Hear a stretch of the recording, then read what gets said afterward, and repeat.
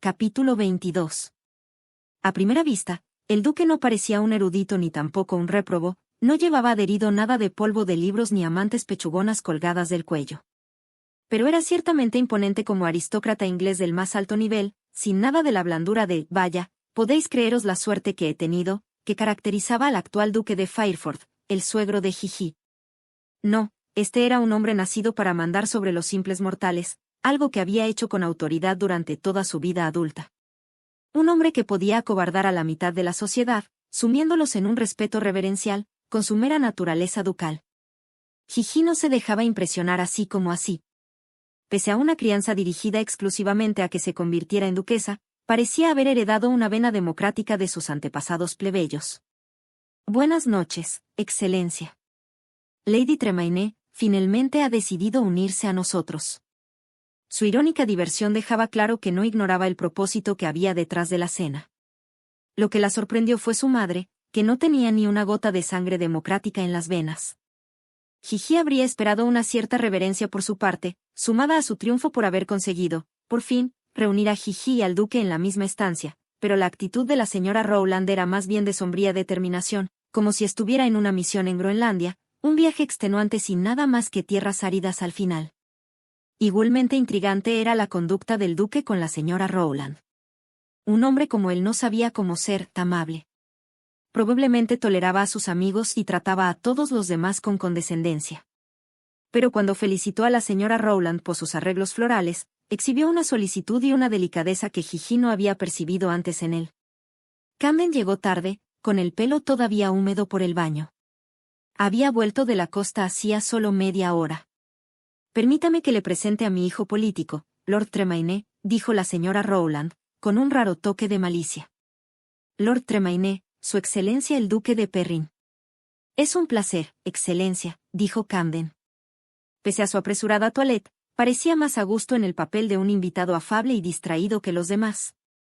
He tenido el placer de leer 11 años ante Ilion, una obra muy esclarecedora. El duque enarcó una negra ceja. No tenía ni idea de que mis modestas monografías se pudieran encontrar en América. Tampoco yo tengo idea. Recibí un ejemplar que me envió mi estimada madre política la última vez que estuvo en Londres. El duque miró a través del monóculo a la señora Rowland.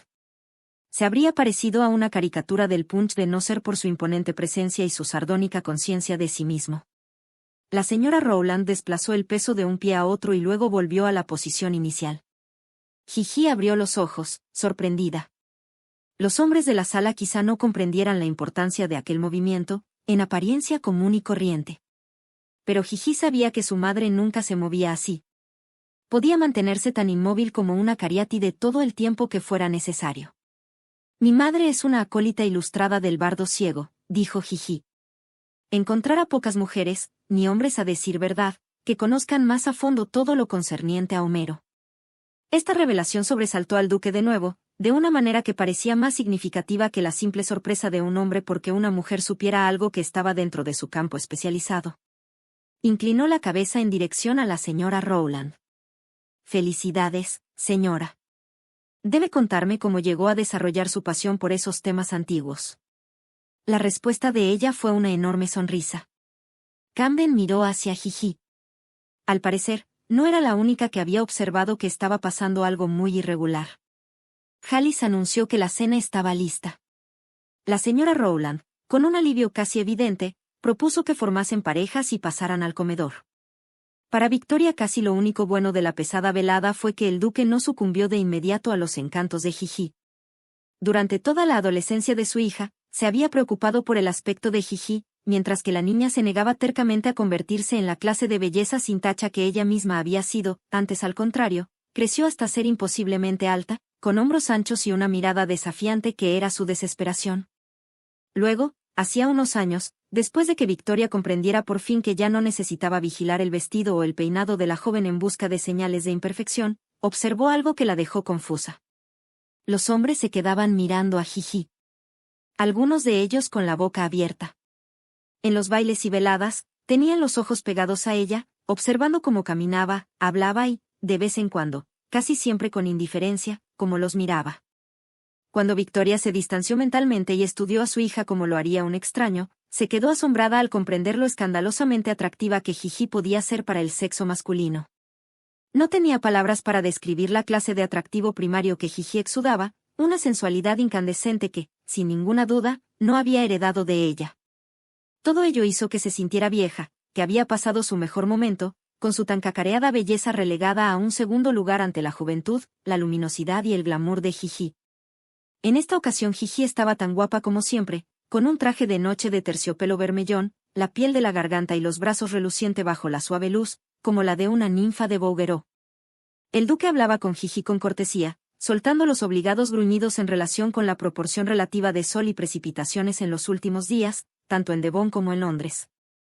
Pero a diferencia del esposo de Jiji, que la miraba por encima de su copa de vino a cada bocado, Perrin mantenía la mayor parte de su atención en el plato que tenía delante, saboreando, con aire grave, los sucesivos platos de soupe à Hélio Selle, filet de solé a la normande y pato a la rovenoise. Permítame que la felicite por su chef, señora, dijo el duque levantando la vista de repente. La comida está lejos de ser horrible como esperaba. Victoria se sintió absurdamente complacida. Desde la noche que habían jugado a las cartas, apostando con bombones, y prácticamente le había propuesto que la arrastrara al piso de arriba y violara sus viejos y solitarios huesos, estaba en ascuas. Se repetía a menudo que, ante la enorme vergüenza de que la hubiera descubierto, no había tenido más remedio que inventase toda la historia sobre la marcha. El único problema radicaba que era muy mala para improvisar mentiras. Sin horas y días de preparación, soltaba la verdad o metía la pata de tal manera que olor de su mendacidad se percibía a una legua de distancia. ¿Habría dicho la verdad sin darse cuenta? Toda aquella insensatez era simplemente una oportunidad para coger al duque por las solapas y hacer que, por fin, se fijara en ella. Él no la había creído del todo, pero tampoco había dejado de creerla. Había algo en la verdad, en su violencia visceral, que se filtraba por debajo y alrededor de la incredulidad, sin importar lo justificada e irrebatible que fuera.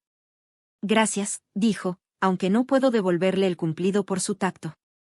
El tacto es para otros, señora.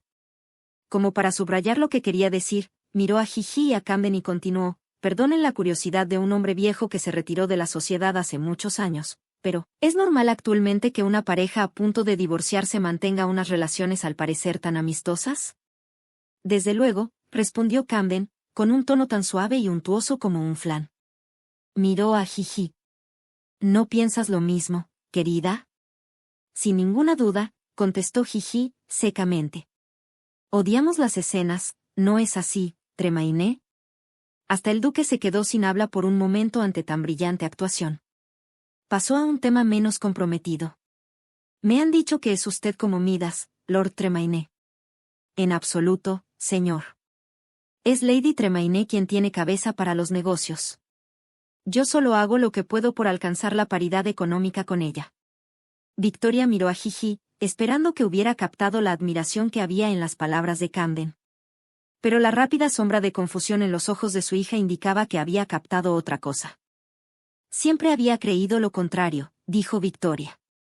Lady Tremaine se apoya en el éxito de sus antepasados. Pero tú empezaste de la nada. Yo no diría tanto, señora.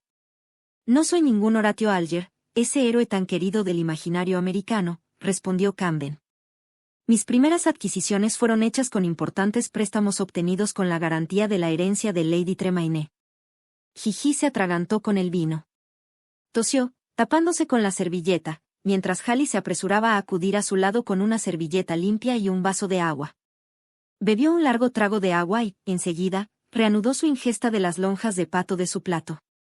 Victoria se encargó de preguntar lo que Jiji no preguntaba. No tenía ni idea. ¿Cómo pudiste hacerlo? Camden, igual que su primo antes que él, había firmado un contrato de matrimonio que impedía el acceso directo a la fortuna de Jiji. Les di pruebas de quién era yo y quién era Jiji. Tenía los papeles del matrimonio y el anuncio en el Times. El Banco de Nueva York decidió, de forma independiente, que mi esposa acudiría a rescatarme en caso de que hubiera riesgo de que yo no pagara mis deudas, dijo, con una sonrisa sutilmente salvaje. Dios santo. Deslumbrada por sus modales y su refinamiento, Victoria nunca había observado ese lado desvergonzado de su yerno. Siempre había creído que el antiguo afecto y amistad entre la calculadora heredera y el cortés marqués era cautivador pero extraño, ya que no podían ser más diferentes el uno del otro. Como había infravalorado a Camden al pensar que el barniz de unos modales impecables era lo mismo que una falta de ferocidad interna. El duque tomó un sorbo de un apreciado Borgoña, un Romanée Conti de 14 años. Victoria se asombró al ver que sonreía un poco. No era un hombre de una postura clásica, sus rasgos eran más toscos que refinados, con unas cejas rebeldes y un Mont Blanc por nariz, una cara que se prestaba fácilmente a una expresión de enfado aterradora. Pero su sonrisa, leve y apenas esbozada, a decir verdad, lo transformaba por completo. Iluminaba sus bonitos ojos castaños, animaba sus labios y fundía su altivez en una calidad y primitiva masculinidad sorprendente. No usaba la palabra a la ligera, de hecho nunca la había aplicado a ningún hombre vivo, pero él estaba absolutamente irresistible. De repente, comprendió por qué damas de buena crianza se peleaban por él como arpías. Hay pocas cosas que detesto más que las pequeñas cenas rurales, dijo el duque. Pero, señora, si me hubiera informado de que me esperaba una diversión tan notable, no la habría obligado a que antes me compensara con un entretenimiento adicional. Hubo un momento de absoluto silencio. Victoria estaba demasiado desorientada como para sentirse violenta. Todavía no se había dado cuenta de que la conversación había pasado de los Tremaine a su trato con el duque. Mi querido señor, dijo Jiji, irónica, le ruego que nos lo cuente. Vamos, Jiji, por favor, deja ese interés tan indecoroso, resopló Victoria. Su excelencia solo pidió que jugara unas manos a las cartas con él, en lo cual lo complací con mucho gusto. Señor, dijo Jiji, dirigiéndose al duque, con una sonrisa traviesa en los labios, había oído decir que era un bribón. Ahora veo que, por lo menos, es un granuja. Jiji, exclamó Victoria, escandalizada. Pero el duque pareció más divertido que ofendido. Fui un bribón en mis tiempos, por decirlo suavemente. En cuanto a mis granujadas, limitémonos a decir que podría haber estipulado mucho más y me habrían complacido. Victoria notó que la cara se le ponía de un color tan subido como el vestido de Jiji. Ah, como odiaba ruborizarse en público, era tan poco elegante, tan infantil. Camden, bendito sea, estaba comiendo con glotonería, como si no hubiera oído ni una palabra de la conversación durante los últimos 5 minutos. Jiji, siguiendo el ejemplo de su esposo, dio otro buen bocado al pedazo de pechuga de pato que quedaba en su plato. Sin embargo, el duque no había terminado. Jovencita, dijo, dirigiéndose a Jiji, espero que se dé cuenta de lo afortunada que es, a su edad, por seguir teniendo una madre que bailaría con el diablo por usted. Ahora le tocó a Camden toser, tapándose con la servilleta, aunque en su caso más parecía una risa ahogada que un atragantamiento. La cena, hasta aquel momento una parodia, aunque mordaz, se había convertido en una farsa. Victoria se dijo que, desde hacía un tiempo, sabía que la cena era una mala idea. ¿Por qué, por qué no la había cancelado? ¿Por qué había insistido, como si el duque fuera Moby Dick y ella el enloquecido capitán Ahab, que quería arponearlo o morir en el intento? Jiji no era de las que aceptan un sermón mansamente. Señor, espero que comprenda que, aunque me siento inmensamente agradecida, también le he recordado a mi madre, con claridad, que no era necesario ningún baile con el diablo por mi causa. Ya tengo el afecto y la lealtad de un hombre bueno. Mi futura felicidad, después del divorcio, está ya asegurada. El duque suspiró exageradamente. Lady Tremaine, no presumo de conocer las maravillosas cualidades de ese otro hombre. Pero, ¿por qué emprender un divorcio y gastar dinero en el proceso cuando, para mí, es más que evidente que usted y su esposo todavía no se han cansado el uno del otro? Habiendo silenciado a Jiji y sofocado la diversión de Camden, su excelencia se volvió hacia Victoria y sonrió de nuevo, esta vez con una sonrisa completa. Ella estuvo a punto de fundirse con su silla, dejando solo las ballenas de su corsé y un conjunto de faldas. Señora, dijo él, levantando la copa para brindar, este es el Borgoña más sublime que he tenido el privilegio de disfrutar. Puede estar segura de mi eterna gratitud. Capítulo 23. El silencio de una casa que se prepara para la noche se vio roto mientras Camden se lavaba los dientes sobre un lavamanos lleno de agua. Se oyó un fuerte estrépito a su izquierda, una intensa vibración que le subió por los tobillos hasta las rodillas, seguido de un chillido ahogado. En el piso de arriba había 6 habitaciones. La de la señora Rowland, que estaba en el ángulo este, y otras 5, que daban al sur, se alineaban unas al lado de las otras. Camden estaba en la que quedaba más cerca de la señora Rowland y Gigi en la más alejada. El grito procedía del lado de la habitación de Gigi. Escupió el dentífrico y salió al pasillo. La puerta de la señora Rowland se abrió un segundo después. «Cielo santo, ¿qué ha sido eso?», exclamó. «El techo, probablemente». Gigi también estaba en el pasillo, con una cara muy pálida contra el azul noche de su salto de cama. «¿Qué le pasa a tu casa?», le preguntó, tensa, a su madre. Camden empezó a abrir puertas. La habitación junto a la suya parecía estar bien, salvo que se habían caído varios cuadros de la pared. Abrió la puerta de la habitación de en medio. Lo recibió una ráfaga de escombros. Casi todo el techo se había desplomado, cubriendo el suelo y los muebles con polvorientos trozos de yeso y madera. Por encima de su cabeza, se abría el vacío cavernoso de la buhardilla. «Cielo santo. ¿Cómo ha podido pasar esto?», gimió la señora Rowland. «Es una casa de lo más sólida. Creo que nadie debería dormir en este piso hasta que reparen el techo e inspeccionen la integridad de toda la estructura», opinó Camden. «Tú y yo podemos compartir la habitación de la institutriz en la planta baja», le dijo Gigi a su madre. «¿Tienes un catre extra para Camden?». «Tonterías», exclamó la señora Rowland. «Es la primera vez que Lord Tremaine visita esta casa. No dejaré que pase la noche en un catre en la sala como si fuera un criado. Le pediré a la señora Morelán, de la casa que hay más abajo, que me dé alojamiento por una noche. Tiene 2 hijas que de vez en cuando vienen a verla, así que siempre tiene una habitación extra preparada. Tú y Camden podéis ocupar la habitación de la institutriz». «Cogeré el catre y dormiré en la sala», dijo Gigi. «No es la primera vez que visito la casa. No importa dónde duerma. También puedo ir contigo a casa de la señora Morelán». «Me niego a tus 2 absurdas propuestas». La señora Rowland se estremeció tremendamente horrorizada. «No toleraré que circule esa clase de rumores. Vosotros 2 podéis divorciaros con todo el escándalo que queráis en Londres, pero aquí tengo que pensar en mi reputación. No toleraré que la gente me pregunte por qué mi hija no quiso compartir una habitación con su legítimo esposo. Me parece que oigo subir a Halis. Hablaré con él sobre los arreglos». «Mucho cuidado, Gigi, no hagas nada que pueda avergonzarme». «Nada de catres». Cuando la señora Rowland se precipitó escalera abajo con una energía y agilidad sorprendentes, Gigi maldijo entre dientes. «¿Qué arreglos ni qué historias?», dijo furiosa. «Se las ha ingeniado para que el techo se hundiera. La casa fue inspeccionada de arriba abajo hace solo un año, porque me preocupaba que estuviera un poco decrépita». «¿Es segura?».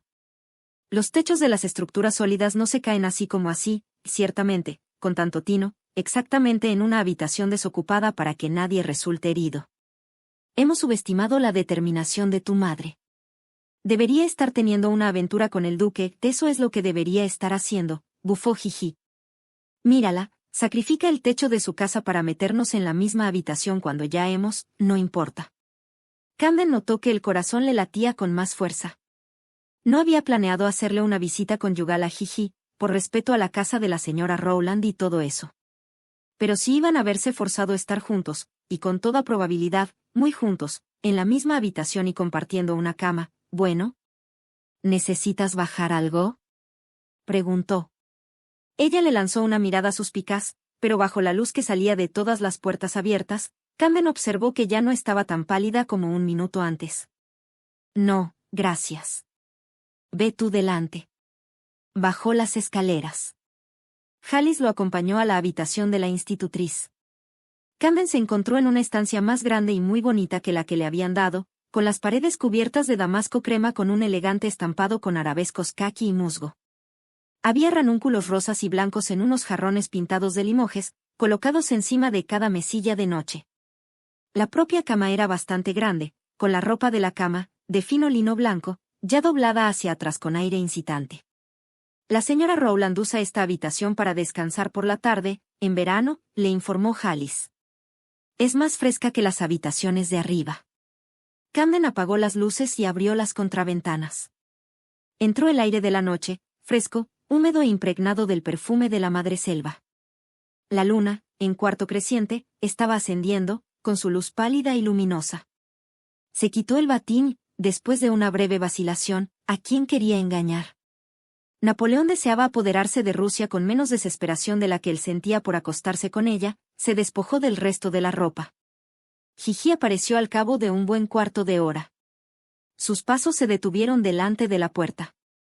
Luego no pasó nada. El silencio se desplegó y extendió, envolviéndolo opresivamente, poniendo a prueba su paciencia y sus nervios. Finalmente, el pomo de la puerta giró, despacio. Jiji entró y cerró, pero no avanzó más, se quedó con la espalda apoyada en la puerta y los pies justo fuera de las de luz de la luna. Candem recordó una noche, mucho tiempo atrás, en una casa diferente que también pertenecía a la señora Rowland, donde también una luna igual de luminosa inundaba de luz plateada una gran parte de la habitación, del principio del final, el final del principio. Como en los viejos tiempos, ¿verdad? Dijo, después de un largo minuto. Más silencio. ¿Qué quieres decir? Preguntó ella por fin, con una voz un poco temblorosa. No me digas que lo has olvidado. Jiji cambió de posición y se oyó, apenas, el roce de la seda deslizándose sobre la carne y contra los paneles de la puerta. Así que estabas despierto, dijo, acusadora. Tengo el sueño ligero. Además, estaba en una cama desconocida, en una casa desconocida. Te aprovechaste de mí. Él soltó una risa ahogada. ¿Qué esperabas, después de que me manosearas por todas partes? Podría haber hecho más, y tú me habrías dejado. Yo también podría haber hecho más. Casi volví a meterme en tu cama, aquella noche. Habría sido un atajo para llegar al altar. No me digas, murmuró él. ¿Qué te detuvo? Pensé que era deshonroso. Que era indigno de mí. Irónico, ¿verdad? Se apartó de la puerta y avanzó hasta quedar junto a la cama, en el lado más alejado de él, su silueta aureolada por la luz de la luna, las oscuras curvas de su cuerpo apenas visibles dentro de las diáfanas sombras de su salto de cama. Camden tragó saliva. Tendría que haber seguido adelante y hacerlo aquella noche, dijo ella. Te habrías casado conmigo, sabiendo que te había embaucado. Pero no habrías estado tan furioso como para marcharte corriendo a América, lo bastante asqueado como para no ser feliz conmigo. Habríamos sido como cualquier otra pareja en la sociedad, una vida normal, ya sabes. No, respondió él, con una voz más áspera de lo que quería. Tendrías que haber hecho lo que correspondía. Teodora se casó un día antes que nosotros. De haber tenido un poco más de paciencia, cuando yo hubiera vuelto a Inglaterra por Pascua podrías haber tenido el pastel y comértelo también. La cama se hundió bajo el peso de Jiji. Se deslizó bajo las sábanas, prudentemente a su lado de la cama. Creo que he aprendido la lección. ¿De verdad? Ella no contestó. En cambio, le hizo una pregunta. ¿Por qué le das tanta importancia a alcanzar la paridad económica conmigo? Porque estoy casado contigo, la mujer más rica de Inglaterra después de Victoria Regina, idiota. ¿Qué va a hacer un hombre que todavía sueña con follarte?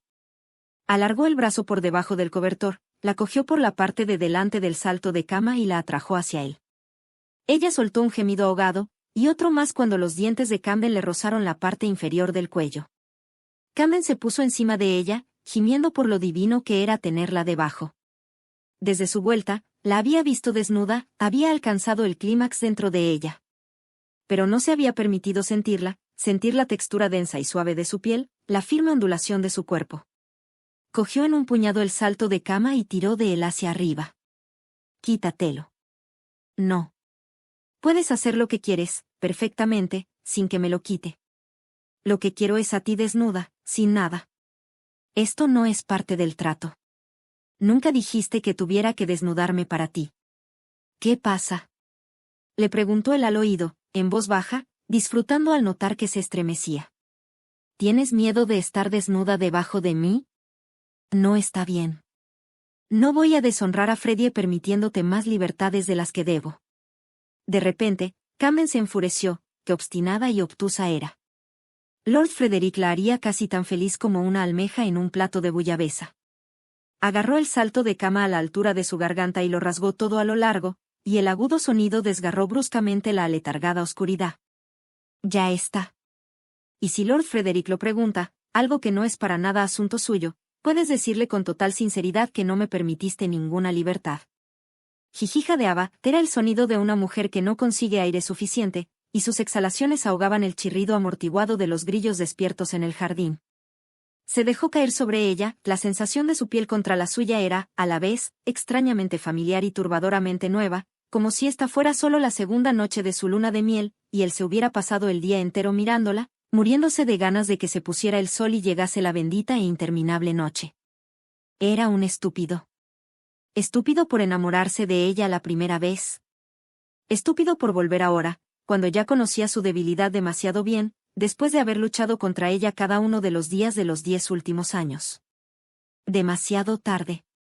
Se sumergió en la aterciopelada sensación que ella le producía, maravillándose de la manera en que la piel se movía encima de sus clavículas, con cada respiración, trazando un camino de besos encima de sus hombros, reacio a abandonar cada pulgada de su gloriosa piel, impaciente por saborearla en su totalidad. Ella apoyó las manos en sus brazos, pero no empujó. Solo emitió un sonido dulce, desesperado, cuando la besó en la base de la garganta. La melancolía de su corazón se alivió un poco, aunque sabía que era una locura pensar que esto era otra cosa que locura. La besó hasta llegar a la barbilla, al suave punto justo debajo de los labios. Allí vaciló. Besarla en la boca era informarla, abiertamente, de que para casarse con Lord Frederick tendría que pasar por encima de su cadáver. Debajo de él, notó los latidos de su corazón, tan rápidos, erráticos e inciertos como los suyos. ¿Quería adentrarse en aquel camino? ¿Se atrevía? ¿Qué le esperaba al final, si recorría aquella avenida de locura? Hay algo que tengo que decirte, dijo ella, de repente, rompiendo el momento de incertidumbre. No sirve de nada que te acuestes conmigo. De nada en absoluto. Llevo puesto un diafragma. He utilizado uno todo el tiempo. No tienes ninguna posibilidad de dejarme embarazada, así que mejor sería que me dejaras en paz. Cuando tenía 6 años, durante un alocado juego de persecución por los pasillos de casa de su abuelo, había chocado contra una pared. Cuando se dio cuenta, estaba caído en el suelo, demasiado aturdido para comprender qué acababa de pasar.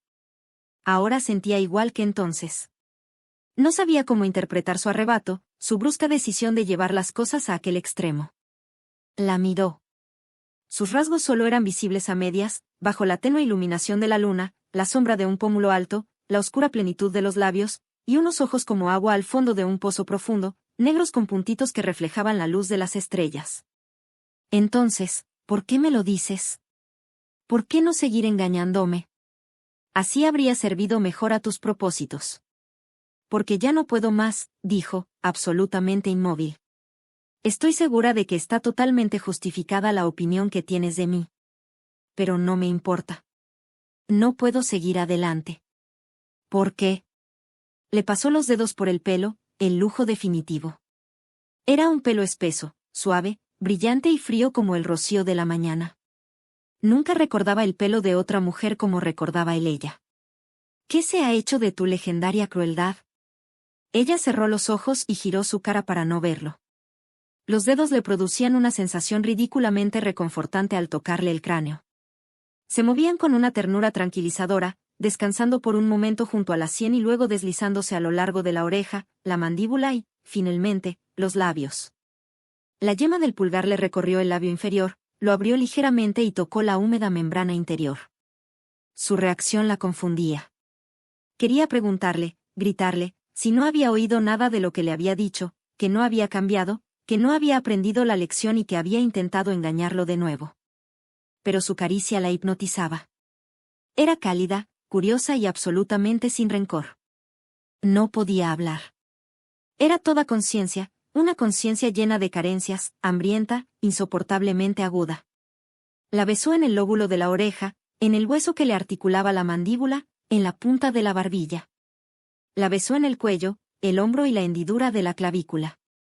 Mantuvo los ojos apretadamente cerrados. En aquella absoluta oscuridad, él era todo ardor y sensualidad para ella, sus labios eran una fuente de fuego frío que quemaban todo lo que tocaban, engendrando sacudidas de deseo que se extendían por todo su cuerpo, dejándola desfallecida y sin sentido. De repente su boca se cerró sobre el pezón. Soltó un grito ahogado, un sonido estupefacto de placer. Él la lamió. Jiji quería retorcerse, girar y suplicar más. clavó las uñas en el cubrecama. La mano de él encontró el otro pezón y lo frotó entre el pulgar y el índice, con la presión justa para hacer que abandonara todos sus esfuerzos por guardar silencio. Gimió con fuerza. Su mano se trasladó más abajo, siguiendo el costado, descansando una fracción de segundo sobre la cadera y luego continuando para separarle las piernas. Hizo un débil intento por mantenerlas juntas, pero él solo tuvo que pasarle la lengua, lentamente, una vez alrededor del pezón para que se olvidara de todo. Él la encontró, probablemente lo más fácil del mundo, solo tenía que ir a la fuente de su humedad. Y luego su dedo, no, sus dedos estaban dentro de ella. Dime que pare y lo haré, dijo él, justo antes de meterse el otro pezón en la boca. En algún lugar de su mente, comprendió lo que estaba haciendo, soltando y sacando el diafragma. Quizá habría protestado, de haber sido capaz de decir algo coherente. Pero no lo era, y los únicos sonidos que emitía eran ahogados gemidos de excitación. Extrajo con facilidad el diafragma y lo tiró a un lado de la cama. Gigi se estremeció. Ahora ya no se interpone nada entre los dos, dijo él. Un súbito relámpago de terror la paralizó. Estaba completamente expuesta a él, su matriz, su futuro, toda su vida. De una manera igual de repentina, una oleada abrumadora de deseo la inundó. Lo quería dentro de ella, quería que la poseyera, que la hiciera pedazos, que llenara todo vacío y destruyera toda defensa. Con un gemido de desesperación lo agarró y lo atrajo hacia ella, besándolo con tanta fuerza que sus dientes chocaron y rechinaron juntos. Él se apartó un poco, le sujetó la cara entre las manos y la besó a su manera, más lenta, más suave y mucho más plena. Ella abrió las piernas del todo y él entró en ella, grueso y ardiente, sin dejar de besarla. Lo rodeó con las piernas, apremiándolo, deseando algo rápido, furioso, que lo borrara todo. Pero él se negó a complacerla. La atormentó con largas y lentas caricias, excitándole los pezones mientras la penetraba a un ritmo pausado. La hizo suplicar cada delicioso empujón. La hizo revolverse y girar, gritar y gemir, y solo cuando estuvo absolutamente vencida, desesperada, convencida de que existiría para siempre en aquel estado de excitación sexual, temblorosa y febril, solo entonces cedió y la llevó a una satisfacción incoherente, salvaje, jubilosa y muy audible. Si ella pudiera hacer que el tiempo se detuviese. Si no necesitara nunca apartarse de su abrazo y de la euforia de su acto amoroso. Si su mundo consistiera únicamente en esta única habitación oscura, empapada en el dulce almizcle del sexo, protegida del mañana y del día después, por unos muros inexpugnables de noche perpetua. Si le hubieran dado una guinea por cada sí de su vida, podría pavimentar una carretera con oro desde Liverpool hasta Terranova. Con la respiración todavía acelerada y errática, su esposo se separó de ella para echarse de espalda, sin llegar a tocarla. Gigi se mordió el labio inferior mientras los tentáculos fríos y pegajosos de la realidad se arrastraban por sus piernas, subiendo hacia su corazón. No dijo nada desagradable, pero su silencio era suficiente para recordarle todo lo que se había prometido no hacer nunca cuando él volvió. Es que todas sus declaraciones de amor por Freddie no eran más que palabras, y palabras vacías, además. Fui a verte a tu hotel en Copenhague, dijo él. Le costó todo un minuto descifrar lo que él acababa de decir. Incluso entonces, no lo comprendió. ¿Tú, no dejaste tu tarjeta? Ya te habías marchado, para embarcar en el Margrethe. Un estallido de euforia la inundó, solo para verse sustituido por una sombría incredulidad, un desconcierto impotente ante los caprichos del destino. No embarqué en el Margrethe, dijo, aturdida. Ya había zarpado cuando llegué al puerto. ¿Qué? Nunca antes lo había oído decir, ¿qué? Era demasiado perfecto para hacerlo, nunca había dejado de usar el más correcto y educado, ¿cómo dices? Hasta este momento. ¿A dónde fuiste entonces? Volví al mismo hotel. Me marché al día siguiente. Él se echó a reír, con amarga incredulidad. ¿El empleado del hotel no te dijo que un estúpido había ido a buscarte, con flores? Era como descubrir que estaba embarazada y llenarlo todo de sangre 3 semanas después. Solo que estaba sucediendo en un abrasador momento. El recepcionista de día debía de haberse marchado ya cuando decidí que necesitaba un lugar para pasar la noche. Había ido a buscarla. Por la razón que fuera, había ido a buscarla. Y no se habían encontrado, como si el propio Shakespeare hubiera escrito su historia en un día de especial misantropía. ¿Qué flores me llevaste? Preguntó, porque no se le ocurrió nada más que decir. Unas, se le entrecortó la voz, otra cosa que nunca había oído en él. Unas hortensias azules. Ya estaban marchitas. Hortensias azules. Sus favoritas. De repente, sintió ganas de llorar. No me habría importado. Siguió hablando, para mantener las lágrimas a raya. Estaba tan trastornada que fui a buscar a Félix en cuanto desembarqué en Inglaterra, solo para encontrarme con que se había casado durante el tiempo en que estuve fuera. De todos modos, actué de una forma ridícula y molesta. Él emitió un sonido a medio camino entre un bufido y un gruñido. Casi detesto preguntarlo. No tienes nada de qué preocuparte. No sucumbió a mis insinuaciones. Recuperé la cordura. Fin de la historia. Yo también recuperé la cordura, después de un tiempo, dijo él, lentamente. Me convencí de que lo que había sucedido entre los dos no se podía deshacer, nunca se podría deshacer. Además, no existe lo de volver a empezar desde cero. La verdad es que no, coincidió ella, con los ojos anegados de lágrimas y la habitación convertida en un borrón oscuro. Por vez primera en su vida, veía exactamente lo que había echado por la borda cuando decidió conseguirlo por medios lícitos o ilícitos. Por vez primera, comprendió de verdad, en lo más profundo de su ser, que no solo no lo había salvado sino que había sido injusta con él al asignarle la misma capacidad que una tortuga dentro de un acuario para tomar sus propias decisiones. Había sido, justo lo que nunca había querido admitir, impetuosa, miope, egoísta. No debería haber hecho lo que hice. Lo siento. Yo tampoco fui exactamente un modelo de rectitud, ¿verdad? Debería haber tenido la franqueza de enfrentarme a ti, por muy triste que hubiera sido el encuentro. En cambio, me refugié en subterfugios y confundí la venganza con la justicia. Jiji se rió amargamente. Para ser dos personas inteligentes, no había duda de que habían tomado todas las decisiones equivocadas que podían tomar. ¿Y alguna más? Desearía, se detuvo. ¿De qué valía? Ya habían perdido su oportunidad. Yo también. Haberte encontrado aquel día, de alguna manera. Suspiró, un sonido profundo de pesar. Se volvió hacia ella y la hizo volverse hacia él, cogiéndola con fuerza por el brazo. Pero todavía no es demasiado tarde. Durante un largo momento, no lo entendió. Luego un rayo le estalló encima de la cabeza, dejándola ciega y aturdida. Hubo una época en su vida en que habría recorrido 1 kilómetro, descalza, encima de cristales rotos, para reconciliarse con él, en que habría muerto de alegría al oír aquellas mismas palabras. De eso hacía años y años, había pasado mucho tiempo. Sin embargo, su estúpido corazón todavía daba saltos y estallaba y giraba en torpes volteretas de júbilo. Hasta chocar contra una pared. Estaba prometida a Freddie. Freddie, que confiaba en ella incondicionalmente. Que la adoraba mucho más de lo que merecía.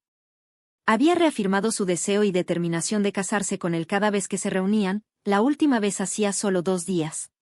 ¿Cómo podía abofetear a Freddie con una traición tan flagrante? Me esforzaba por no hacerlo, dijo Camden, y sus ojos eran los puntos más brillantes de luz en la noche. Pero con demasiada frecuencia me preguntaba qué habría pasado, allá en el 88, si no me hubiera rendido. Si hubiera tenido el valor de volver a buscarte a Inglaterra. ¿Por qué no lo hiciste? Preguntó ella en silencio. ¿Por qué no viniste a buscarme cuando me sentía sola y abatida? ¿Por qué esperaste hasta que me comprometí con otro hombre? Jiji se tapó los ojos, pero su cabeza era una torre de Babel, una casa de locos, ideas salvajes que se devoraban unas a otras, emociones en un pandemonium de sala de máquinas y pelea a puñetazos. Luego, de repente, surgió un canto de sirena de entre el ruido, dulce e irresistible, y ya no oyó nada más. Un nuevo comienzo. Un nuevo comienzo. Un nuevo comienzo. Una nueva primavera después del crudo invierno. Un ave fénix renaciendo de sus propias cenizas. La segunda oportunidad mágica que siempre había eludido sus vanas búsquedas se le presentaba ahora en bandeja de oro, sobre un lecho de pétalos de rosa. Solo tenía que alargar la mano y... Era la misma ansia insaciable de él que la había vencido una década atrás, el mismo impulso de enviarlo todo y a todos los demás a paseo. Había renunciado a sus principios y actuado por conveniencia y absoluto egoísmo. Y mira qué sucedió. Al final, no le quedaba ni respeto propio ni felicidad. Pero el contrapunto del canto de sirena se hizo más bello todavía. ¿Recuerdas cómo reíais y charlabais sobre todo y nada? ¿Recuerdas los planes que hicisteis para recorrer los Alpes y navegar por la Riviera? ¿Recuerdas la hamaca en la que ibais a meceros cuando hiciera buen tiempo, los dos, lado a lado, con Creso estirado encima de vosotros? No, eran espejismos, recuerdos y deseos distorsionados por un cristal de color rosa. Su futuro estaba con Freddie, que no se merecía que lo echara, ignominiosamente, a un lado. Que se merecía lo mejor que ella tenía que dar, no lo peor. Freddie, que le había confiado toda su felicidad. No podría vivir consigo misma, si jugaba con esa confianza. ¿Y qué pasaba? No. Si tenía que resistirse al canto de sirena, como Ulises, revolviéndose y agitándose bajo la tentación, lo haría. Pero no abandonaría a Freddie. Ni su propia dignidad. Esta vez no. Nunca más. Miró a Camden. No puedo, dijo, con una voz que apenas era un susurro. Estoy comprometida con otro. Los dedos de él se tensaron en su brazo de forma infinitesimal. Luego el frío de la noche sustituyó la calidez de su mano. Sus ojos no se apartaron de ella, pero ya no veía luces en ellos. Solo una infinita oscuridad respondió a su mirada. Entonces, ¿por qué, exactamente, me dijiste lo del diafragma? ¿Por qué, exactamente? Si hubiera tenido una fusta al alcance de la mano la habría usado contra ella misma, pensé que sentirías tal repugnancia que no querrías tener nada más que ver conmigo. Ya veo, seguías conservando tu lealtad hacia Lord Freddie. Su voz se había vuelto glacial. Igual que su propio corazón una extensión helada, salvo por una llama blanca de angustia. ¿Por qué, entonces, no protestaste cuando te expuse a un riesgo real que puede tener consecuencias? ¿Qué podía decir? ¿Que siempre había sido así? ¿Que él solo tenía que mostrar la más leve dulzura y aprobación hacia ella para que olvidara todo lo que era importante? ¿Que era una idiota sin remedio en su cama? No sabía lo que hacía. Lo siento. La cama crujió. Durante un segundo fugaz vio el profundo canal de su espalda cuando él se sentó con las manos apoyadas a cada lado y la cabeza inclinada. Después, abandonó la cama. Ojalá hubieras recordado todos esos escrúpulos un poco antes, dijo él, con una marea de cólera ardiendo bajo su impecable cortesía. Se puso el batín y anudó el cinturón con un movimiento salvaje. Ella se incorporó, apretando el cobertor contra su pecho. Quédate, quería decirle. Quédate conmigo. No te vayas. En cambio, farfulló como una absoluta necia. Tú mismo dijiste que lo que había pasado entre los dos no podía cambiarse, nunca podría cambiarse. Ojalá hubiera escuchado mi propio y sabio consejo, dijo él, cortante, dirigiéndose hacia la puerta. Espera. Gritó ella. ¿A dónde vas? Las habitaciones de arriba no son seguras. No sabes que otros daños pueden haber sufrido. Correré el riesgo, respondió él. Tiene que haber una cama en esta casa que sea menos peligrosa que la tuya. Camden permanecía echado en la primera habitación que le habían asignado. Miraba al techo y casi deseaba que se desplomara encima de él y lo dejara sin sentido. No es que le quedara mucho sentido. No sabía lo que hacía, había dicho ella. Ciertamente, no era la única. Probablemente, él no había tenido un día verdaderamente lúcido desde que le llegó la primera carta de los abogados de Gigi, en septiembre, pidiendo la anulación. Durante mucho tiempo, se había referido a su matrimonio como esa tolerable situación. Tolerable porque mientras la legalidad fuera blindada e ineluctable, ella seguía casada con él, y cabía la posibilidad de que en un futuro lejano, envuelto en una niebla dorada, quizá pudieran superar su juvenil Sturm und Drang y alcanzar algún tipo de felicidad aceptable. No es que admitiera de buen grado, ni ante sí mismo, esos sueños, pero unas jornadas de trabajo de 14 horas se traducían en noches en que estaba demasiado cansado para censurarse. Cuando ella dio el paso de disolver oficialmente su matrimonio, y una multitud de cartas de sus abogados oscurecieron el cielo, como si fueran la plaga de langostas de Egipto, la estasis de la cual dependía se convirtió en un desequilibrio caótico. Se encontró como observador estupefacto, incapaz de hacer otra cosa que no fuera tirar las cartas al fuego de la chimenea, con una rabia y una alarma crecientes. La anulación era una cosa. El divorcio, sin embargo, era otra muy diferente. Cuando ella siguió adelante y presentó una demanda de divorcio, lo había dominado la ira, una cólera sangrienta de matar a todos los campesinos y echar sal en la tierra. Este matrimonio era su pacto con el diablo, lo habían empezado con mentiras y sellado con rencor. ¿Cómo se atrevía ella a romper las cadenas de acritud que los unían? Ninguno de los dos merecía nada mejor. Qué imprudente había sido al no comprender la erupción de años de decepción acumulada. Y qué ciego, cuando se calmó durante la travesía del Atlántico, para creer que había llegado a una solución razonable y madura en su demanda de un heredero como condición para liberarla del matrimonio. Lo único que había conseguido era el coraje o la locura que hicieron pedirle directamente que no echara por la borda todo lo que tuvieron una vez. Solo sentía el negro dolor de su rechazo, una sensación de pérdida que apenas le permitía respirar. De alguna manera, no podía creer que se hubiera acabado, que su historia terminase en una desgracia tan absoluta, como si al final Hansel y Gretel se hubieran convertido en la cena de la bruja, o la Bella Durmiente, en un montón de huesos roídos en el bosque encantado. Pero la voz de Jiji, aunque apenas audible, había sido firme y clara. Podía aferrarse a él y retorcerse debajo de él, y perder la cabeza por un momento, pero mantenía su meta final a la vista, sin vacilar. Y esa meta era cortar todos los lazos que la unían a él. Tal vez tenía razón. Tal vez, él se había quedado atascado en 1883. Tal vez, así era, realmente, como acabaría su historia, con ella como novia radiante de otro hombre y él como un pie de página polvoriento en los anales de la historia de Jiji. Estaba en el comedor, con la mirada clavada en una taza de té ya fría, cuando él apareció a su lado, con ropa de montar y el pelo alborotado. Supongo que sabremos, dentro de pocas semanas, si habrá consecuencias de nuestro acto de anoche, le dijo, sin preámbulos. Eso creo. Volvió a mirar el té, demasiado consciente de su presencia, del olor a neblina matinal todavía pegado a él, y aterrada, ya ahora, al pensar en qué noticias le traería el final de su ciclo. Cualesquiera que fuesen. Si no hay consecuencias, ¿me dejarás libre para que me vaya con Freddie? Y si las hay, ¿seguirás insistiendo en casarte con él? Si las hay, obligó a las palabras a atravesar el nudo que tenía en la garganta, cumpliré con mi parte del trato y desearía que tú hicieras honor a la tuya. En respuesta, él soltó una carcajada, un sonido sin calidez ni emoción. Le cogió la barbilla con la mano y, lentamente, le hizo inclinar la cabeza de forma que se vio obligada a mirarlo. Espero que Lord Frederick no viva para lamentar su elección, dijo. Tu amor es algo terrible. Capítulo 24. 5 de junio de 1893. No, no, no, no. Tráeme el verde, dijo Langford. Se desabrochó el chaleco de color burdeos, el tercero que rechazaba, y se lo devolvió a su ayuda de cámara.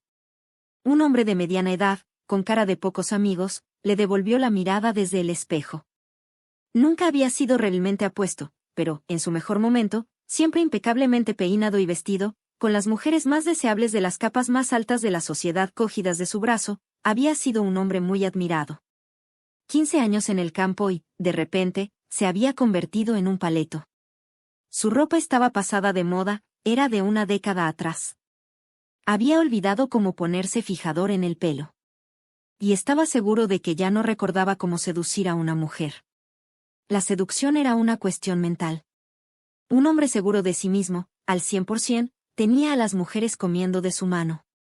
Un hombre que solo está seguro de sí al 80%, solo tiene palomas comiendo de su mano. Y este hombre al 80%, por razones que solo el diablo conocía, había invitado a la señora Rowland a tomar el té, como si él fuera una ancianita temblorosa esperando anhelante unos cuantos chismes y cotilleos. Peor todavía, como si fuera un pobre diablo sentimental que quiere hacer retroceder el tiempo 30 años. Su ayuda de cámara volvió con un chaleco verde oscuro, el color de un valle densamente poblado de árboles. Langford se lo puso, decidido a quedarse con esta elección, tanto si le daba aspecto de príncipe como si tenía pinta de rana. No parecía ninguna de las dos cosas, solo parecía un hombre perturbado, confundido y ligeramente aprensivo, que no se había abandonado, exactamente, ni tampoco se había conservado. Tendría que servir, suponía. El landó de la señora Robiant se detuvo delante de la mansión Ludlow Court justo cuando pasaban 2 minutos de las 5. Bajo su sombrilla de encaje, Tenía un aspecto tan refinado y decoroso como una taza de té de la propia reina. Le gustó el atuendo que había elegido, un vestido de tarde de color perla y azul pálido. Le gustaban los cremas y pasteles que dominaban en su guardarropa, los colores de una eterna primavera, aunque si alguien le hubiera preguntado durante su época de hombre de mundo, habría decretado que esos tonos eran demasiado pedestres. La recibió él personalmente, tendiéndole la mano, sin guante, para que se apoyara al bajar del coche. Ella estaba complacida y un poco desconcertada. Bien, así ya eran dos. Vine a verlo hace unas semanas, Excelencia, dijo ella entre tímida y desafiante. No estaba en casa. Los dos sabían que sí que estaba en casa. Pero solo él sabía que la había estado observando desde la ventana del piso superior, con una mezcla de exasperación y fascinación. ¿Pasamos a tomar el té?, dijo, ofreciéndole el brazo. Según los criterios ducales, Ludlow Court era más que modesta, era absolutamente modesta. Mucho tiempo atrás, cuando él tenía algo más de 20 años, lo habían invitado al Palacio de Blenheim.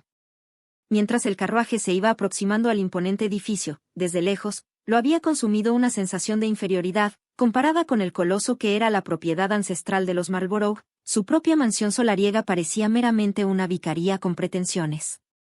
Sin embargo, la grandiosa fachada de Blenheim había demostrado ser solo eso, una fachada o, para ser más precisos, un espejismo. Porque según el vehículo se acercaba a la casa, resultó que ésta estaba en muy mal estado. Dentro de la gran mansión, las cortinas estaban polvorientas y llenas de agujeros, las paredes oscurecidas por unos tiros de chimenea mal mantenidos y el techo con goteras en casi todas las habitaciones, esto después de que la familia hubiera vendido las famosas gemas Marlborough para aliviar las cosas. Pocos años después de su visita, el séptimo duque tuvo que pedir la autorización del Parlamento para romper los derechos de sucesión, a fin de que todo el contenido de la casa pudiera ser subastado para sufragar las deudas de la familia. Por contraste, la casa solariega de Ludlow Court era una joya, un ejemplo diminuto, pero perfecto, de la arquitectura palladiana, con líneas luminosas y elegantes, bellas proporciones y un interior que Langford había podido conservar, y de vez en cuando modernizar, con relativa facilidad.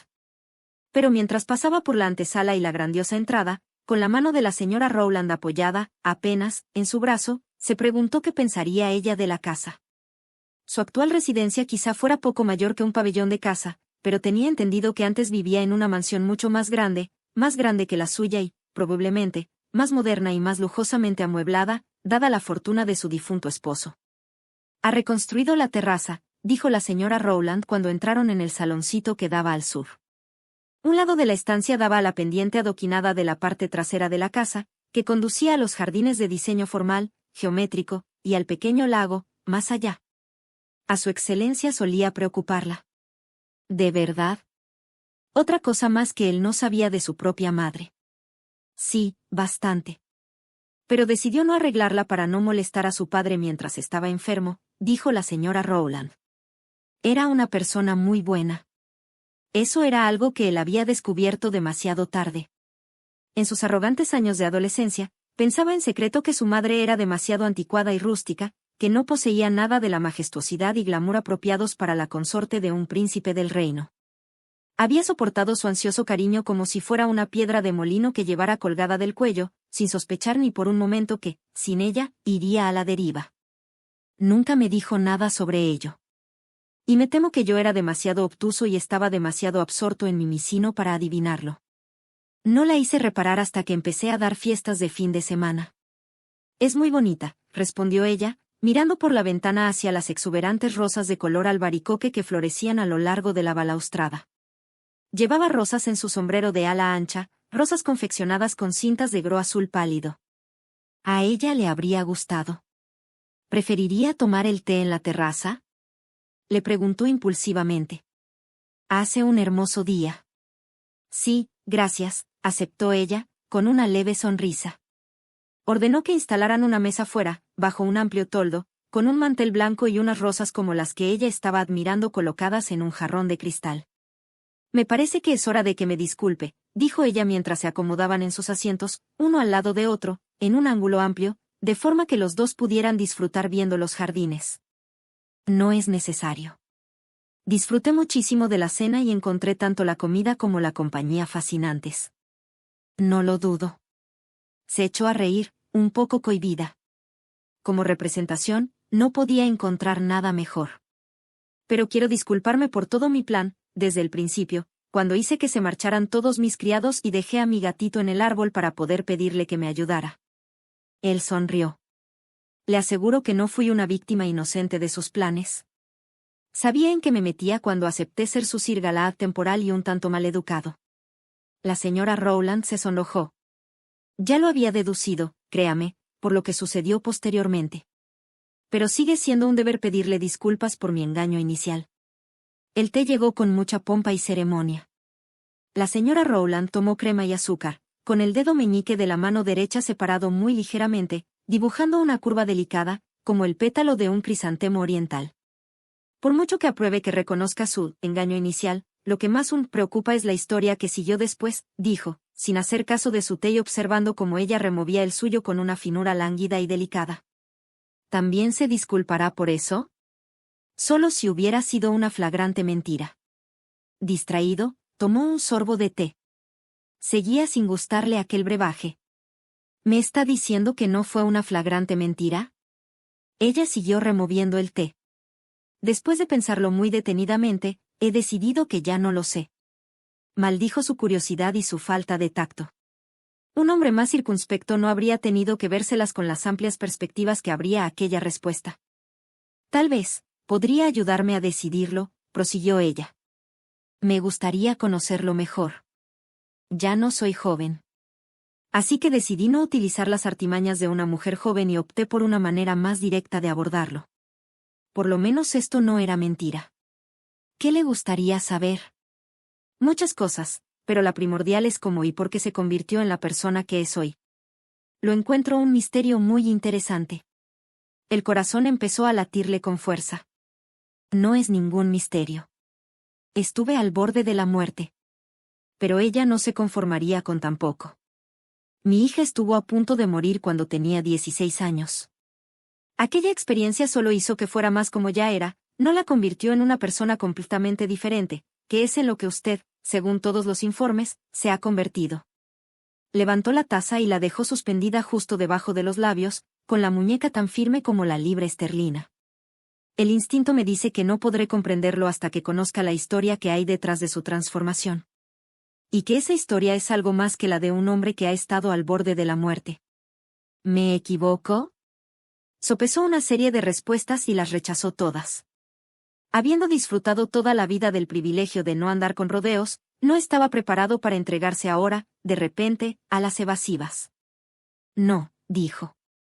Ella seguía con la taza suspendida cerca de su barbilla, casi como un escudo o un disfraz para ocultar su peligrosa perspicacia detrás de una pieza de fina porcelana vidriada con un dibujo de hiedra y rosas. Si me permite la indiscreción, ¿había una mujer? No tenía por qué responder a la pregunta. Pero tampoco tenía por qué haberla invitado a tomar el té. No conocía sus propios planes más que los de ella, posiblemente mucho menos. Sí, había una mujer, respondió. Y un hombre. Ella se quedó paralizada por la sorpresa. Con cuidado, dejó la taza en la mesa. Era de presumir que la estabilidad de su muñeca no estaba a la altura de la excitación de su muy salaz imaginación.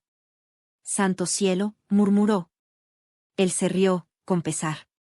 Ojalá fuera ese tipo de sordidez sin complicaciones. Oh, dijo ella. Seguramente habrá oído hablar del incidente de casa. Me alcanzó un disparo, tuvieron que operarme, durante 6 horas, y a punto estuve de no sobrevivir, explicó. Pero tiene razón. En sí mismo, aquello no me hizo cambiar de vida, no más que lo haría una resaca o una fuerte indigestión. Una semana después de que Langford estuviera fuera de peligro, Francis Elliot, el hombre que le había disparado, fue a verlo. Elliot había sido compañero de clase en Eton, y Langford visitaba su casa con frecuencia cuando estaba de vacaciones.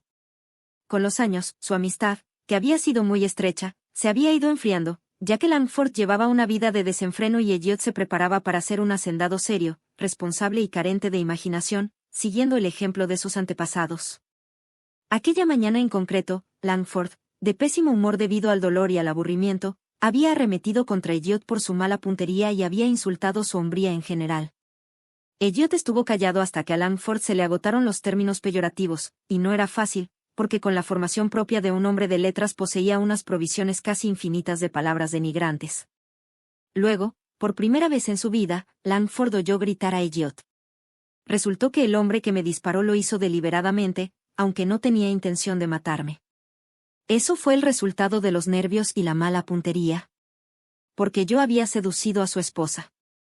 La señora Rowland acababa de coger un sándwich de pepino. Se quedó inmóvil. Ya estaba escandalizada y no había llegado todavía a la peor parte. No tenía ni idea de qué me hablaba. Por lo que yo sabía, no conocía a su esposa, hasta que recordé, muy vagamente, un encuentro en un baile de máscaras dado por otro amigo mío 6 meses antes. Había una mujer, una matrona joven, con aire triste. Lo que no había sido más que una diversión de una noche para mí, había precipitado una crisis doméstica para mi amigo. Amaba a su esposa. Estaban pasando por unos momentos difíciles, pero la amaba. La quería profunda y apasionadamente, aunque también de forma torpe y sin expresarle su cariño. Al principio, el relato de Elliot no despertó en Langford otra cosa que desprecio. Nunca dejaría que una mujer, ninguna mujer, le importara ni la mitad que a su amigo. Cualquier hombre que permitiera que eso le sucediese, solo podía culparse a sí mismo por un apego tan estúpido. Luego, después del estallido inicial, Elliot hizo algo asombroso, se disculpó. Con los dientes apretados, le pidió disculpas por todo, por su falta de carácter, por su carencia de criterio, por hacerle pagar su desesperación a Langford, cuando era él quien tenía la culpa de que su esposa fuera infeliz. Langford, todavía irritado, aceptó sus disculpas, sin dar muestras de amabilidad. Pero, una vez que Elliot se hubo marchado, no conseguía sacárselo de la cabeza, no podía dejar de ver la expresión en la cara de su amigo mientras se disculpaba, una expresión en la que solo había reproche hacia sí mismo, y la determinación de hacer lo correcto, pese a la avalancha de desdén que iba a provocar al hacerlo. Con su disculpa incondicional, Elliot había demostrado que, pese a su acto anterior, era un hombre con fortaleza, conciencia y decencia, todo lo que Langford despreciaba y de lo que se burlaba por ser cualidades demasiado plebeyas para su elevada persona. No quería cambiar ni que me cambiaran, prosiguió Langford. La vida que había llevado hasta entonces era muy agradable y adictiva. Detestaba abandonarla. Pero el daño estaba hecho. Aquello me había afectado. En los días siguientes a mi convalecencia, empecé a poner en tela de juicio todo lo que había dado por sentado sobre mis elecciones en la vida. ¿A cuántas personas más habría herido en mi búsqueda insensata de diversión? ¿Le había dado algún uso digno a mi talento y a mi enorme fortuna? ¿Qué habría pensado mi pobre madre de todo aquello? La señora Rowland escuchaba con grave concentración, sin apartar ni un momento los ojos de los de él. ¿Qué pasó con su amigo y su esposa? Era una cuestión que todavía lo atormentaba en mitad de la noche. Por lo que sabía, parecían estar bien, no había informes de peleas vergonzosas ni de una afición indecorosa por la botella. Según tengo entendido, han tenido 3 hijos. El mayor nació alrededor de 1 año después de que él me disparara. Me alegro, dijo ella. Pero, en realidad, esto no nos dice nada por sí mismo, ¿verdad? Un hombre y su esposa bien podían procrear aborreciéndose mutuamente. Quería imaginar una familia en armonía, pero su mente solo le ofrecía imágenes de niños silenciosos y asustados, siempre con el alma en vilo, en torno a unos padres encerrados en una amargura odiosa. Una amargura de la que Langford era responsable. Los matrimonios son una cosa extraña, afirmó ella. Muchos son algo extremadamente frágil. Pero otros son excepcionalmente resistentes, capaces de recuperarse después de las heridas más graves. A Langford le habría gustado creerla. Pero los matrimonios que él conocía eran, por regla general, indiferentes. Habla por propia experiencia, espero. Así es, dijo ella, con firmeza. Hábleme de ello, pidió él. Exijo algo que sea por lo menos la mitad de sensacional a cambio de haber divulgado mi incalificable pasado. Ella cogió la taza y luego, con mucha resolución, la volvió a dejar. Sensacional no lo será. Lo más sensacional que he hecho en mi vida fue soltarle a usted que quería que se casara conmigo. Pero no debería sorprenderle saber que, en realidad, sí que deseaba casarme con usted hace más de 30 años. Era sorprendente oírla hablar de ello con tanta franqueza. Estaba convencida de que tenía el aspecto, el comportamiento y la aprobación de su madre. Los únicos obstáculos eran su juventud y su indudable falta de inclinación a casarse con una joven elegida por su madre, pero consideraba que ninguna de las dos cosas era insuperable. Cuando acabara la universidad, yo todavía estaría en edad de casarme. Y mientras tanto, me educaría en los clásicos, para distinguirme de otras mujeres que competirían por su mano. Sin duda, mi plan debe de parecerle arrogante e ingenuo a la vez. Lo era. Pero yo creía con fervor en él. Pensándolo ahora, veo que nos habría ido pésimamente juntos, que yo me habría sentido consternada por su promiscuidad y usted, a su vez, habría sentido repulsión por mi entrometimiento moralista, como lo llama mi hija. Pero en aquellos días vertiginosos de 1862, usted era mitológicamente perfecto y yo estaba obsesionada con usted. No es necesario decir que, cuando el señor Rowland empezó a cortejarme, no me entusiasmaron sus atenciones. Yo anhelaba el rango y desdeñaba el dinero hecho con hollín, y él solo poseía esto último.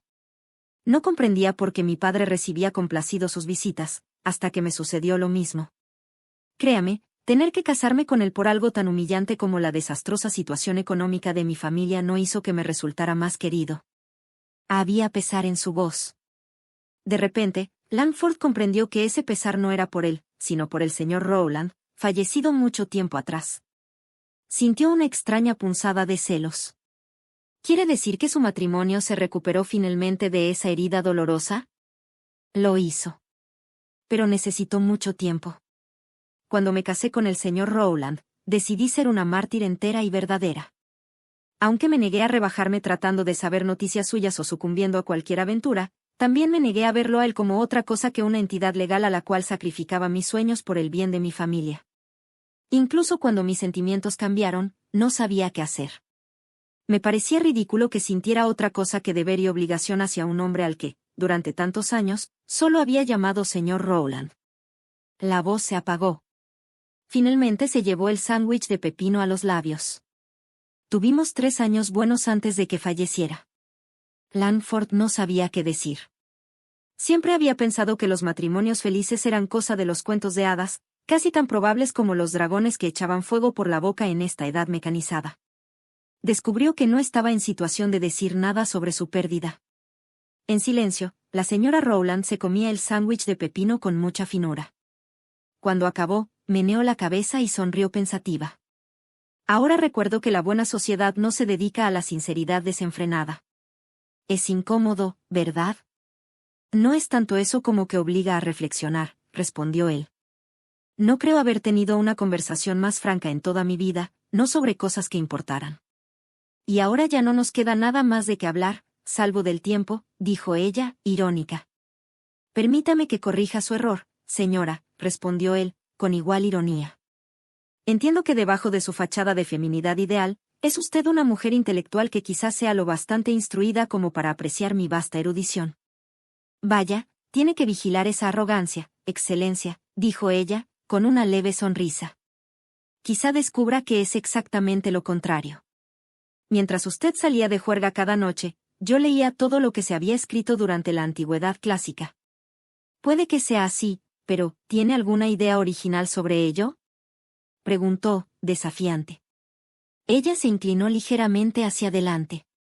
Él observó, con placer, el brillo de sus ojos. ¿Dispone de unos cuantos días para escuchar, señor? Capítulo 25.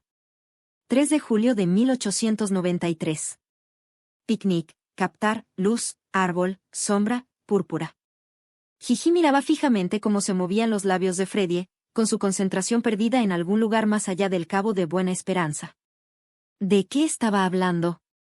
¿Y por qué explicaba con tanto entusiasmo unas cosas tan incomprensibles e intrascendentes, cuando los bárbaros habían derribado las verjas, incendiado la muralla y estaban a punto de tomar el fuerte por asalto?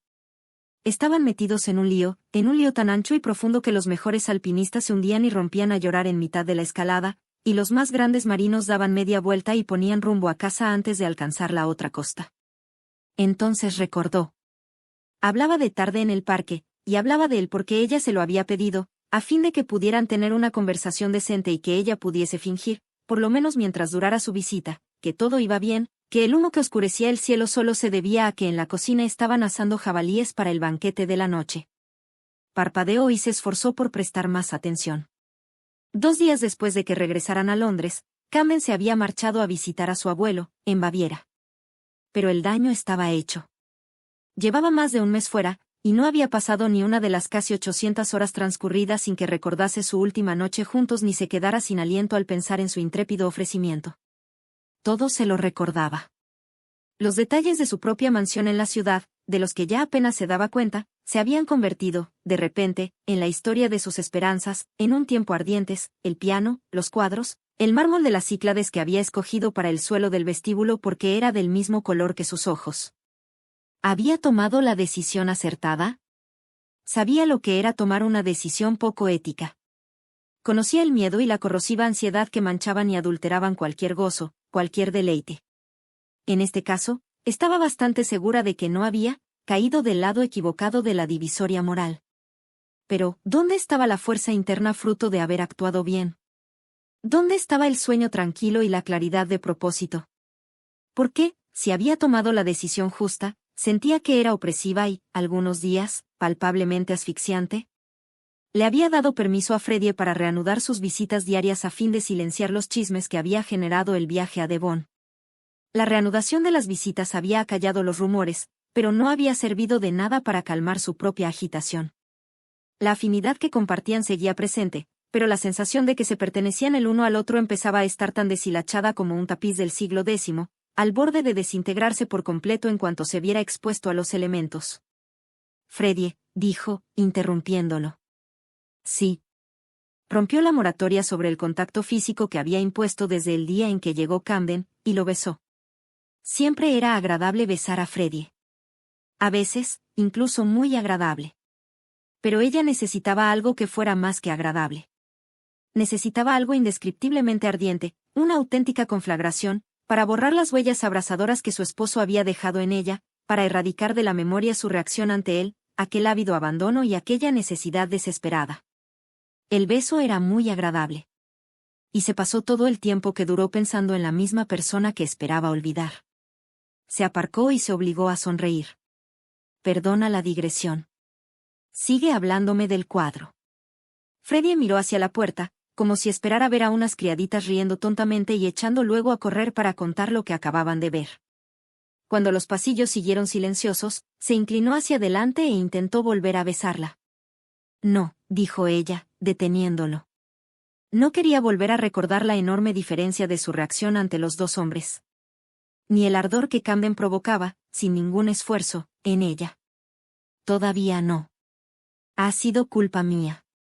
La decepción empañó los ojos de Freddie, pero asintió lentamente, cediendo a sus deseos. Todavía quedan 309 días. Suspiró él. Te lo juro, los días son 3 veces más largos de lo que eran antes. En esto, por lo menos, estaban totalmente de acuerdo. Recurrió de nuevo a su pintura, ya que era uno de los pocos temas de los que podían hablar sin riesgo. Me alegro de que hayas podido estar ocupado. Me han dicho que a Lady Brentworth le gusta su retrato. Freddie revivió un poco ante el elogio. Cené en casa de los Carlyle hace 2 días. La señorita Carlyle me ha pedido también que le haga un retrato. Probablemente, empezaremos la semana que viene. Parece que tiene en alta estima tus cualidades, como mínimo. Bueno, me advirtió de que se mostraría muy crítica si no estaba a la altura de sus exigencias. Freddie sonrió ligeramente. ¿Sabías que había ido a una exposición impresionista? Todo este tiempo, yo creía que tú eras la única persona entre mis conocidos que sabía algo de los impresionistas. Jiji se irguió de golpe. Freddie, sobresaltado, se irguió también. ¿Va todo bien? ¿Es por la señorita Carlyle? Tendría que habértelo preguntado PRI. No, no es por ella. Ojalá lo fuera. Ojalá Freddie y la señorita Carlyle hubieran hecho algo condenable. Es por mí. Tendría que habértelo dicho hace mucho tiempo, no sé nada de los impresionistas. Pero tienes la colección más maravillosa que he visto. La compré en bloque. Compré todo lo que tenían 3 galerías. Lo hice porque a Tremaine le gustaban los impresionistas. Freddie tenía el mismo aspecto que si acabara de decirle que los 9 hijos de la reina eran ilegítimos. Pero, esto significa que, estabas. Sí. Estaba enamorada de él. Lo quería por algo más que por su título. Pero transgredí las normas y mi matrimonio murió antes de empezar. Respiró hondo. Siento no habértelo dicho antes. Lo siento mucho. Te pido perdón. Freddie tragó saliva, esforzándose animosamente por digerir el pasado que ella acababa de echarle encima. Luego carraspeó y ella se puso tensa. Dios santo, ¿qué le diría si le preguntaba si seguía amando a su esposo? No podía mentirle, no en estos momentos. Sin embargo, era incapaz de decirle la verdad. No podía dominar el abyecto horror de estar enamorada, de sentir la clase de amor que ya había hecho descarrilar su vida una vez. Freddie parecía estar en un conflicto tan grande como el suyo. Se miró los zapatos, se metió la mano en el bolsillo, la volvió a sacar y jugueteó con la leontina del reloj. Rébilmente, no. ¿Sabes nada sobre los impresionistas? Gigi no sabía si reír aliviada o echarse a llorar. Puede que Freddie solo la quisiera por sus cuadros. Puede que tuviera tanto miedo de la pregunta como ella. Señaló una tela que había justo detrás de él, un paisaje con el cielo azul, el agua azul y un pueblo francés con tejados ocres y paredes del color de las gachas de avena. ¿Sabes quién lo pintó? Freddie se volvió a mirar. Sí, lo sé. Yo no. Por lo menos ya no me acuerdo. Lo compré junto con otras 28 obras. Le acarició la mejilla. Oh, Freddie, perdóname. Yo. Se detuvo en seco. Lentamente, como si esperara ver a un asesino blandiendo un cuchillo, apartó la mano de la mejilla de Freddie y se volvió hacia la puerta. Allí estaba su esposo, apoyado en la jamba. El corazón le dio un vuelco en el pecho, de pura y sorprendida alegría. Lady Tremaine, dijo él, con un gesto de saludo. Lord Frederick. Su placer se convirtió al instante en recriminación propia. ¿Cómo podía ser tan vil? Se había olvidado por completo de Freddie, como si no estuviera allí, como si nunca hubiera estado allí. Freddie se inclinó, incómodo. Lord Tremaine. Gigi no podía responder al saludo de Camden ni a su mirada. Solo recordaba vagamente el tiempo en que estaba del todo segura de que el divorcio era la llave para abrir la puerta de su felicidad, cuando preveía, sin asomo de duda, que iba a dejar a Candem atrás, de una vez por todas. ¿Cómo es que no lo había visto? ¿Por qué no se había dado cuenta antes de que había buscado a sabiendas aquella última batalla, un choque de titanes de los que hacen historia? ¿Por qué tenía que venir Camden y ponerlo todo patas arriba? ¿Por qué tenía que insinuar que él tenía también una parte igual de culpa? ¿Por qué le había preguntado si quería empezar de nuevo, una nueva vida juntos? ¿Es que estaba loco? ¿O lo estaba ella? Estaba a punto de marcharme, dijo Freddie. Por favor, Lord Frederick, no se preocupe por mí. Los amigos de Lady Tremaine siempre son bienvenidos en esta casa, respondió Camden, todo gallardía y gentileza. Ha sido un largo viaje. Si me disculpan. En cuanto Camden ya no podía oírlos, Freddie se volvió hacia ella, medio asombrado, medio aterrado. ¿Crees que nos ha visto? No. Lo habría sabido. No podía llevar más de unos segundos allí. ¿Estás segura? Tremaine no es una amenaza para mi bienestar físico, si eso es lo que te preocupa, más de lo que lo eres tú. Freddie le cogió las manos. Creo que no es eso lo que me preocupa. Temo que cuanto más tiempo pase contigo, menos dispuesto estará a dejarte ir. No, era al contrario. Cuanto más tiempo pasara ella con Camden, más imposible le resultaría dejar que se fuera. Le dio unas palmaditas en la mano. No te preocupes, cariño. Nadie puede apartarme de tu lado. Había tomado la decisión acertada. Seguro. Ojalá que las palabras tranquilizadoras que ofrecía a Freddie no sonaran a falsas estupideces en sus oídos. Camden se arrancó el corbatín y lo tiró encima de la cama. Atravesó la habitación, se refrescó la cara y la enterró en una toalla. Estaba acariciando a otro hombre, con ternura y afecto. ¿Qué más había hecho con él? Camden apartó la toalla de golpe y se vio en el espejo, encima del lavamanos. Parecía tan feliz como los ciudadanos de París la víspera del asalto a la Bastilla, listo para desatar la violencia y el caos. Dejó caer la mano en el lavamanos y lanzó una constelación de gotas de agua contra el espejo. Las gotas se deslizaron por la superficie vidriosa, ocultando la cara que lo miraba fijamente, con aire belicoso. La obstinación de Gigi lo enfurecía. Cierto que había sido demasiado brusco al proponerle un nuevo principio. Pero ya había tenido todo un mes para reflexionar. Que su lugar estaba con él y no con Lord Frederick era tan obvio que Camden ni siquiera podía empezar a comprender por qué ella decidía lo contrario. No obstante, lo que más lo enfurecía era su propia obstinación. Ella había tomado una decisión estúpida, pero, por lo menos, era consecuente y honorable. Le había dicho una y otra vez que incluso cruzaría el canal a nado en enero para poder casarse con Lord Frederick. ¿Por qué no podía aceptarlo? ¿Por qué seguía soñando, esperando y haciendo planes? Fue hasta el baúl de viaje y se preguntó si tenía algún sentido abrirlo siquiera. No había vuelto a Inglaterra en una fecha elegida al azar. El Campania zarparía para Nueva York aquella misma semana. Y esa tarde ya había visto suficiente. La imagen apareció de nuevo en su mente, la mano de Gigi en la mejilla de Lord Frederick, la infinita solicitud de la caricia. «Oh, Freddie, perdóname», había dicho.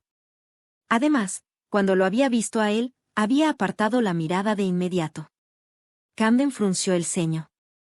No se le había ocurrido antes. ¿Por qué Gigi le pedía a Lord Frederick que la perdonara? Excepto por aquel breve interludio en que se había olvidado de sí misma, su lealtad hacia él había sido inquebrantable.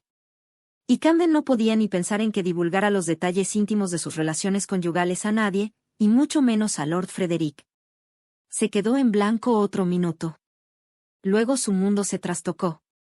Solo podía significar una cosa: su acto sexual había tenido consecuencias. Iba a ser padre.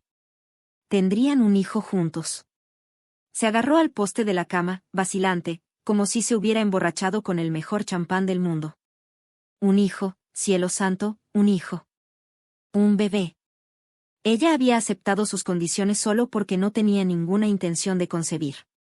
La conocía lo bastante como para saber que no renunciaría a su primogénito para casarse con Lord Frederick. Se quedaría con Camden y serían una familia. Y dada su propensión a acabar juntos en la cama, la familia aumentaría. Apenas podía pensar en todo, unas imágenes absurdamente sensibleras inundaron sus pensamientos. Una familia propia, llena de mocosos tercos y traviesos, con ojos brillantes y sonrisas pícaras.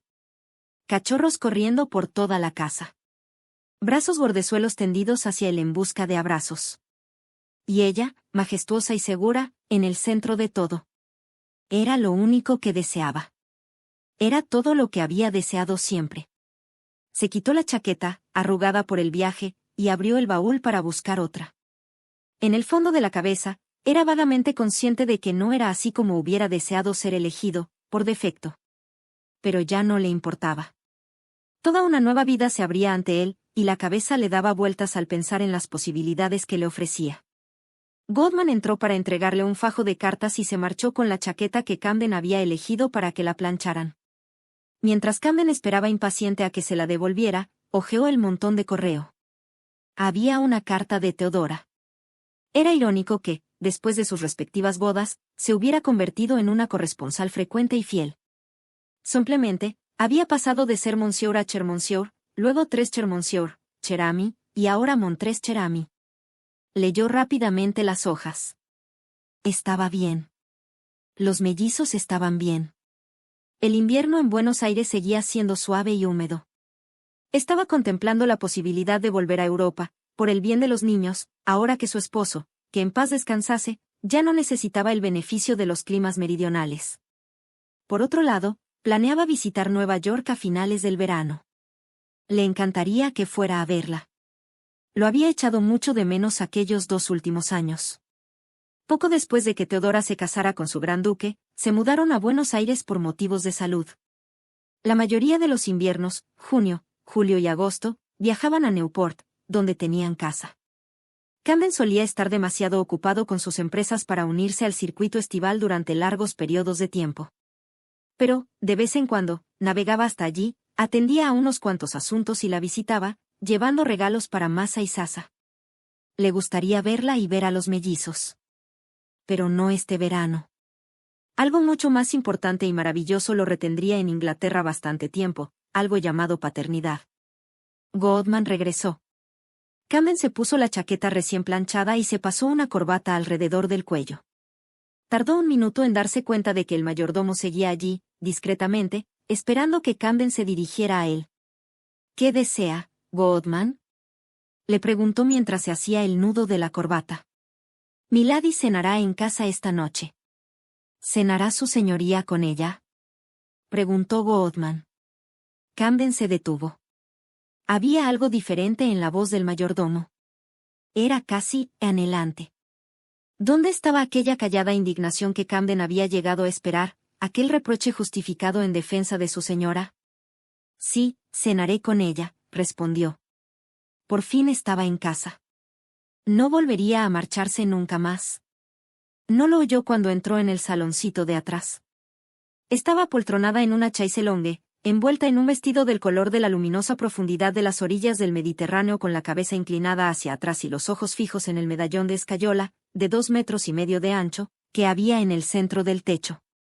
Él en muy pocas ocasiones la había visto así, quieta, casi adormilada, lánguida y voluptuosa como una ninfa en una sofocante tarde de primavera después de una bacanal que había durado toda la noche. La mitad de la falda atrapada bajo su peso tiraba de las capas superiores, ajustando el tafetán sobre la redondez de sus caderas y la longitud suculenta de sus piernas, lo bastante largas para conectar dover y calais. Se regaló la vista con ella, empapándose de su somnolienta sensualidad. Pero, demasiado pronto, ella lo percibió. Bajó los pies descalzos de la chaise longue y se sentó. «Tienes muy buen aspecto», dijo él. Su cumplido la desconcertó. De forma inusitada, se llevó la mano al cabello y remetió un pequeño mechón rebelde detrás de la oreja derecha. «Gracias», respondió, con un tono casi tímido. «Tú también no era un mal principio. Te pido disculpas por mi intromisión de antes». «Oh, eso». Freddy estaba a punto de marcharse. ¿Se lo has dicho? Decirle, ¿qué? Camden parpadeó. No parecía coquetear. Parecía perpleja. No estaba embarazada.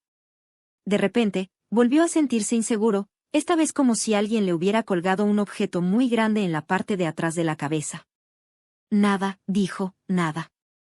Fue hasta el reloj de pie y fingió comprobar la hora con su reloj, cuando lo que quería era coger el atizador de la chimenea y destrozar todo lo que había en la habitación. Los hijos que iban a tener.